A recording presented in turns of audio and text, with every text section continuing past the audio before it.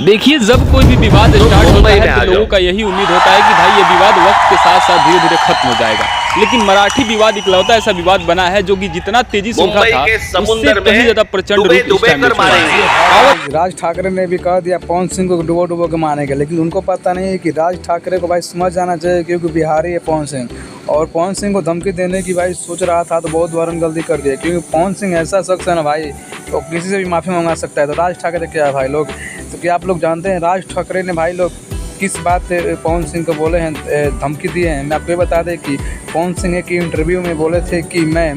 मराठी वराठी कुछ नहीं जानता हूँ, मैं भोजपुरी हूँ, भोजपुरी बोलूँगा, जो भी कुछ करना है, जो किसी को उखाड़ना है उखाड़ ले। इसी की वजह से राज ठाकरे ने एक इंटरव्यू में बोला कि मैं जो कि मुंबई के पानी में डुबो के मारूंगा, सिर्फ पवन सिंह पे निशाना साध। आपको पता होगा कि भोजपुरी के जो कि दिनेश लाल यादव निरहुआ जी ने भी कहा था कि मैं मराठी नहीं आता है, जो उखाड़ना है सो उखाड़ लो, और उनको यही बुरा लग रहा है कि भोजपुरी के सभी कलाकार मिलकर मुझे बायकॉट करने की कोशिश कर रहे हैं। और बता दें कि भोजपुरी में जो कि मतलब हमारे बिहार के इतने लोग जाके महाराष्ट्र में काम करते हैं, वो लोग मराठी कैसे बोल पाएंगे।